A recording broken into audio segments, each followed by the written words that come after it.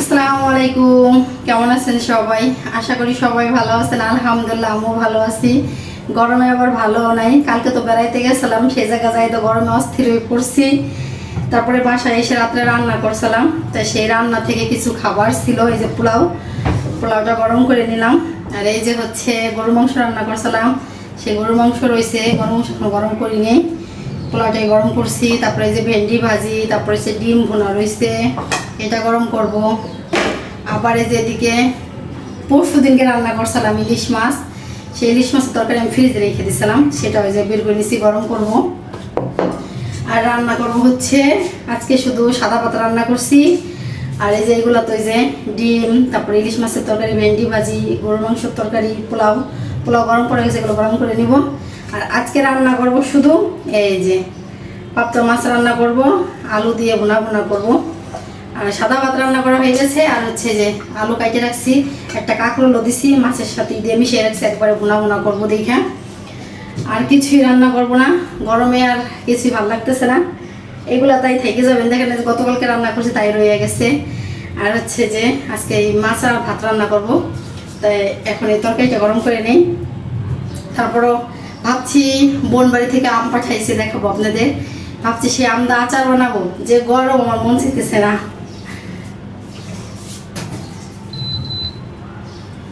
গরম বসাই দিলাম। বোন বাড়ি আচার আম দেখাই চলেন, অনেকগুলো আম পাঠাইছে। এই যে হচ্ছে আমার বোন বাড়ির আম, এটা একটু ফাটা দেখে একটু নষ্ট হয়ে গেছে, তাছাড়া সব আমি ভালো আছে। এই জায়গার থেকে আবার 4-5টা আম দিছি রেজওয়ানকে খাওয়ার জন্য, আর আমি আবার এগুলো রাইখা দিছি। ও মা, আম দি পাইকে গেছে। আম মনে হয় অনেক বতি, বুঝছেন, এখন তো আম পাকার সময়। এগুলো ভাবতেছি আচার দেবো, কিন্তু এগুলো ছুঁইলে তো আমি কাটতে পারবো না, ভিতরে অনেক শক্ত হয়ে গেছে আঠি। তা পাকা আমি খাবো না কি আচার দেবো, সেইটি মানে চিন্তা ভাবনা করতেছে। আর যে গরম, আমার কিছুই ভালো লাগতেছে না। তো এই যে হচ্ছে বোনবাড়ির আম, এই জায়গার থেকে 4-5টা তো রেজনকে দিছি, দেখেন কতগুলো আম পাঠাইছে। মানে দুষ্টুমি করে বলছি আর আম পাঠাই দিছে। রাত্রে মাংস তরকারি রান্না করছি, এমনি ভুনা করে ফেলাইছি, বেশি ঝোল রাখিনি। কিন্তু এখন যেহেতু জ্বালাবো, একটু পানি দিছি, পানি দিয়ে জ্বালাই নিতেছি।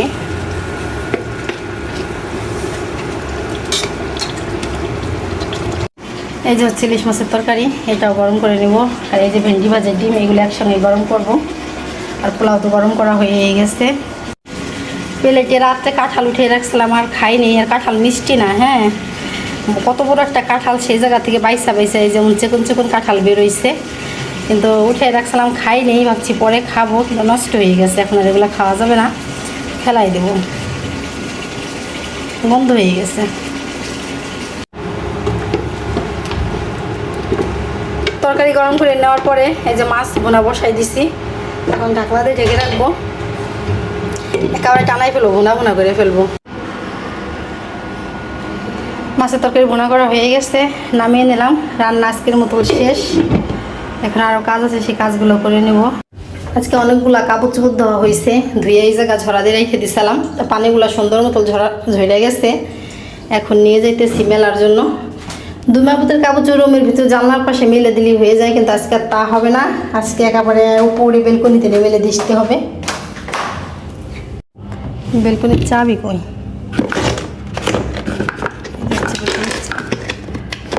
বেলকনির চাবির তালা কই? রুম তো তালাদা রেখে যেত, মাহির যেত বাসায় নাই, তালাদা রেখে যাই। বললা চাবি পড়লো কই আবার?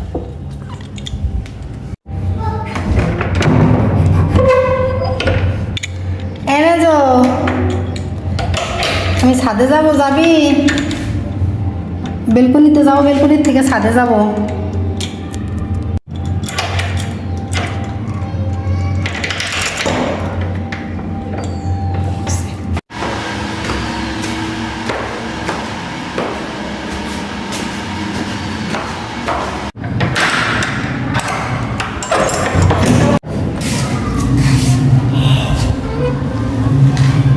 অনেকদিন পর আসলাম বেলকনিতে, কারণে গেছি।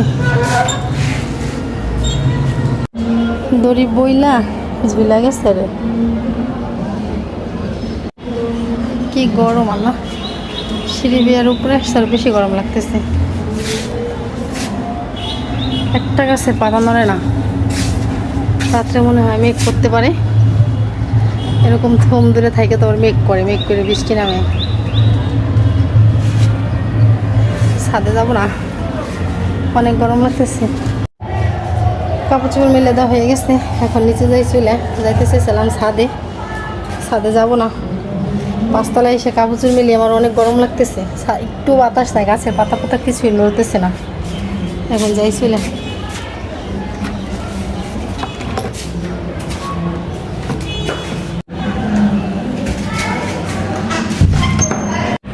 বেলকনিতে কাপড় চোপড় মেলাই, সাথে গরম একেবারে অস্থির, এত পরিমাণে গরম। তারপরে বৈশা আছি, এই যে আমার মেয়ে আসছে আবার প্রাইভেট থেকে বাসায়। এরকম কাঁচা নুডলস খাওয়া নাকি ভালো না, কিন্তু আমার মেয়ে তো অনেক পছন্দ করে। দেখেন এই যে মশলা দিয়ে মাখাইছেও, খাইতেছে, আমাকেও দিয়ে গেছে যে আমি খাইতেছি। ভালোই লাগে, কিন্তু খাওয়া বলে ভালো না, কি আর করবো, মুখে তো স্বাদ লাগে। অনেকক্ষণই হলো রান্নাঘরে দুধ বের করে ফ্রিজ থেকে ভিজে রেখে গেছিলাম, তো এখান থেকে অর্ধেক জ্বালাবো মেয়ের জন্য, আর অর্ধেক ফ্রিজে রেখে দেবো। ওই খাবে, আমি আর খাবো না, তো অর্ধেক জ্বালাইলে ওর জন্য হবে। প্রতিদিন রাত্রে আবার ওকে এক গ্লাস করে দুধ দেই।